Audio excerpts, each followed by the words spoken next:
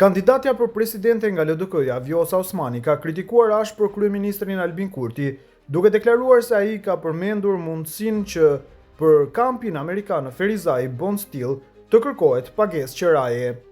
Kush do ta kishte imagjinuar se të gjitha këto bëhen pengesë dhe frikë e arsye për bllokadë të shtetit tonë dhe zgjedhje të panevojshme.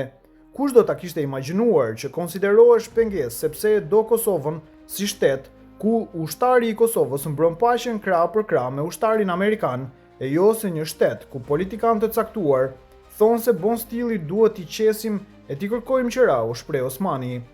Profesori Enver Bytyçi kritikon ashpër raportet e tensionuara mes Vjosa Osmanit dhe Albin Kurtit, duke akuzuar Osmanin se po sillet me ego dhe po zbulon çështje që ai konsideron sekrete shtetërore. Sipas tij, nëse Kurti ruan qetësinë dhe nuk futet në përplasje publike, ai do të fitojë betejën politike me dinjitet. Fushata elektorale në Kosovë filloi dje. Vjosa Osmani e shigjetoi Albin Kurtin, ndërsa sot akuzoi se ai pas ka kërkuar qera për bazën amerikane apo të NATO-s në Bond Steel të Ferizajt.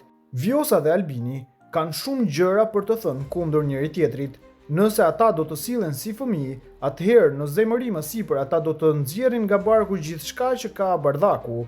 Vjosa ka nisë të sillet si bebe, jo më si fëmijë. Me egon e saj të çmendur, ajo ka mundësi që të thotë edhe sekrete shtetërore. Në fakt, edhe nëse Albin Kurti pas ka kërkuar qera për bazën ushtarake në Bond Steel, kjo ishte çështje e diskutuar në margjinat e diskutimeve diskrete dhe kjo përbën sekret shtetëror. Por Vjosa nuk njeh asnjë kufi, nuk është Vjosa, është egoja e saj, është subkonscienca që flet. Nënvedia e ka mundur vedien, subkonscienca e ka nënshtruar konsciencën tek ajo. Nëse Vjosa Osmani vazhdon dhe flet për çka ka parë dhe e dëgjuar në funksionimin e presidentes së Republikës së Kosovës, ajo do ta përdhos detyrën e saj fisnike. Nëse Albin Kurti hesht, nuk e ndjek në çmendurinë e saj, atëherë ai do të fitojë me dinjitet betejën me Vjosa Osmanin, thot ai. Bytyçi vazhdon mbrojtjen e Albin Kurtit, duke argumentuar se kërkesa për qera ndaj bazës ushtarake të kampit Bond Steel nuk do të duhej parë si çështje financiare, por një simbol i sovranitetit të Kosovës mbi territorin e saj. Ai sulmon ashpër Shkëlzen Malishin dhe Vjosa Osmanin, duke i akuzuar për mentalitet servil ndaj Amerikës dhe për shtrembërim të qëndrimeve të Kurtit. Sipas Bytyçit, SBA-ja nuk ka ndërhyrë në Kosovë për ta kolonizuar atë, ndërsa shton se Kurti, ndryshe nga kundërshtarët e tij politik, jeton me qera dhe nuk ka pasuri luksoze. Në fund, ai e lidh këtë debat edhe me ish udhëheqës si Hashim Thaçi dhe Edi Rama, duke i akuzuar për mentalitet që dëmton interesat shtetërore të Kosovës.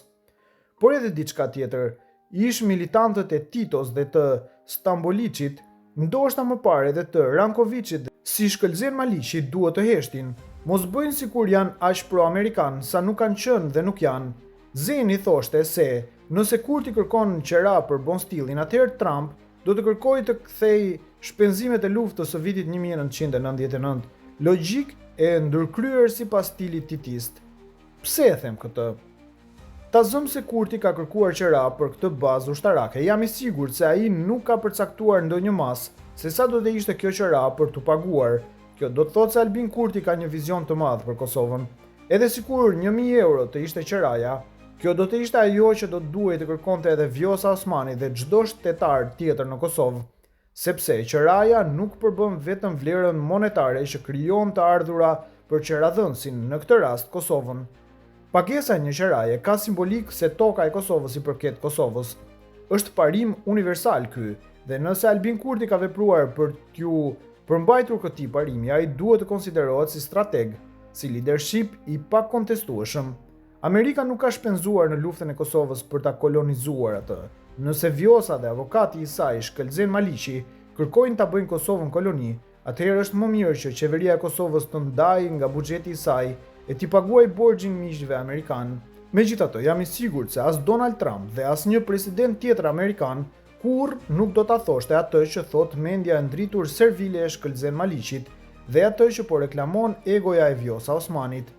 Vjosës, Zenit dhe të gjithë atyre që do ta dënojnë këtë kërkesë të Albin Kurtit për ta trajtuar në parim një lloj qeraje për bazën e Bond Steelit, do të kujtoj se zoti Kurti, ndryshe nga ata që kanë 4 a 5 vila secili, pra Kurti jeton me qera. Nuk e di se e bën këtë për të qenë si gjithë të tjerët apo se nuk ka mundësi financiare, por ai jeton me qëra, Albin Kurti nuk ka vilë. Këta që kanë aq shumë vila dhe nëse duan të solidarizohen me ndihmën amerikane për çlirimin e Kosovës, bëjnë mirë që disa prej këtyre vilave t'ua falin oficerëve dhe ushtarëve amerikanë të bon stillit, por jo. Këta janë të gatshëm të falin sërishmi tokën e Kosovës. Ky ishte dhe është mentaliteti i Thaçit dhe i Ramës, përfundoi ai.